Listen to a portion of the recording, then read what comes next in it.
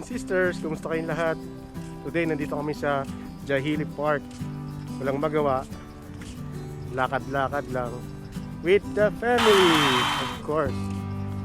So wala, tinry lang namin kung pwede kaming papasukin, pero may gwardiya. Naiwan lang namin yung alcohol, babalik.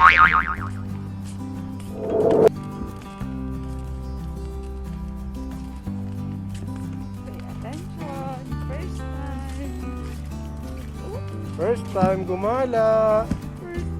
First time makalabas. Ayun yung gwardiya.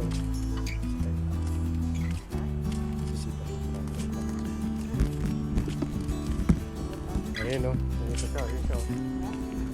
Makasitahin kami ng gwardiya. Bawal ang bata. Sarap pakinggan ng mga huni ng ibon. Tapos ganito yung tanawin.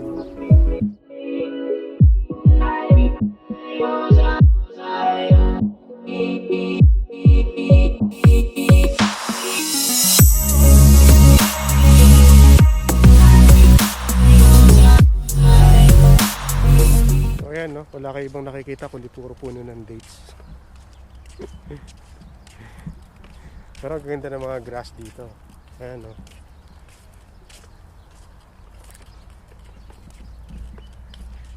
Kung hindi nyo natatanong, dito ako nagja-jogging dito palagi. Halos everyday ako nagja-jogging noon. Sobrang sipag ko. Ngayon hindi ko na kaya, masakit na kasi yung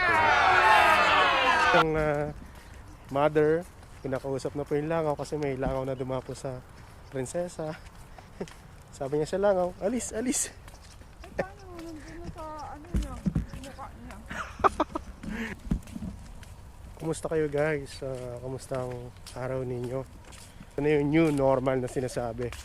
Hanggat walang vaccine, ganito ang buhay natin. Nanatili tayong nakamas, laging social distancing, ina-avoid natin yung mga gatherings. So masasanay din tayo guys. Pagsubok lang ito, malalagpasan natin to. Okay? So guys, yan yung castle. Hindi ko alam kung bakit tinawag na Jahili Fort ito eh. Sabi Jahili Fort to eh. So ito yung Jahili Park. Ito Jahili Fort.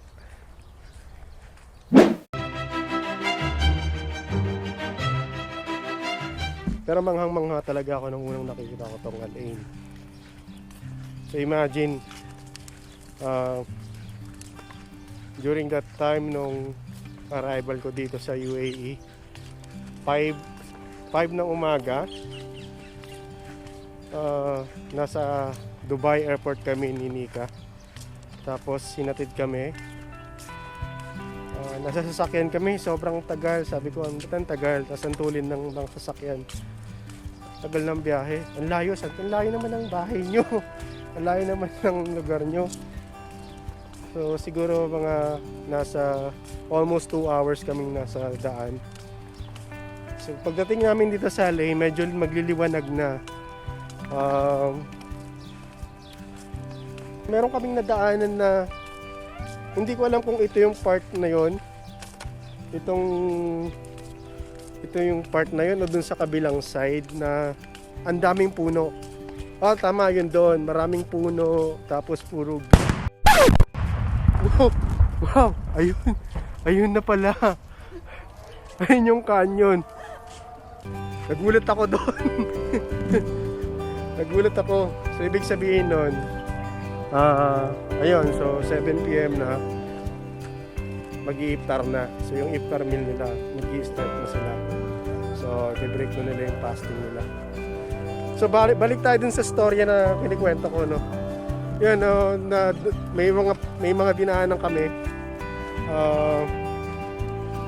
Lubang kami sa basta marami, meron akong mga nakikitang mga mapuno tapos puno green. Ayun o, tuloy, nagulat. Nagulat ka sa kanyo. Nagulat din ako sa kanyon eh. Hindi ko in-expected. So dapat yun ang kukunan ko ng video eh. So lang hindi tayo umabot eh. But anyway, narinig naman natin yung kanyang lakas. Tsaka pag mas malapit tayo, mawawala. So yun na nga, no? Tinatawag nila tong lane na Garden City, tama? Ayan, so Garden City ng UAE. Walang high-rise na buildings. Pa-chill lang ng buhay dito sa lane. Nagulot ko doon. Hindi yan. Tapang yan eh. O, di ba? Ano, nag-shawarma tayo? Yes. Ito tayo sa pinakamasarap na shawarma para sa akin.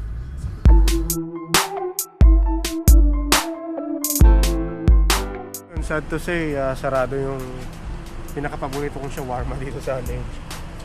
Siguro nag-renovate sila, may mga dyaryo, yung nakatakad ng dyaryo yung ano nila eh, yung store nila. So dito na lang tayo sa pangalawang pinakapaborito kong shawarma.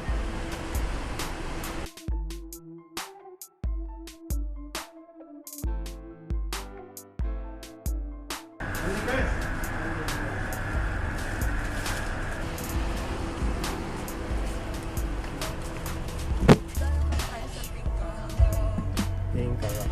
Okay, Pink Karak, let's go!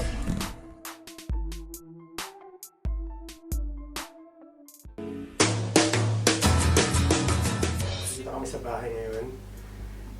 Alam niyo ba na ang second most consumed na beverage sa buong mundo ay ang tea? Dito sa UAE, isa sa pinaka-popular na beverage dito ay yung Karak tea, or kung tawagin nila, chai karak. Karak means, I think, strong, parang gano'n. So, yung pink karak isa sa pinakasikat na karak dito sa, or tea dito sa Alay. So, masarap naman, para siyang may taste ng, it's like creamy siya, creamy. And, sometimes may ginger sa saffron na nilalagay para mas malasa. And yung shawarma, sad to say, yung pinaka-favorite kong shawarma dito sa lane is close. Parang pagkita namin kanina, may mga newspapers dun sa labas ng establishments or dun sa mismong store nila, parang nire-renovate. So, hindi tayo nakabili ng prepared natin shawarma. Pero, meron naman tayo nabili sa shawarma. The best din naman yun, pero mas masarap yung sinasabi ko sa inyo, lagi kami nag-date ni Mika. So, ayun, no. So, that's it for today, guys. So, maraming salamat dahil umabot ka sa part ng video na to. Maraming salamat sa panonood. Sa mga hindi pa nagsusubscribe sa channel, please subscribe. Click nyo lang itong nasa baba ng screen for the subscribe button. Maraming salamat. Stay at home. Keep safe. Be healthy. God bless. Peace.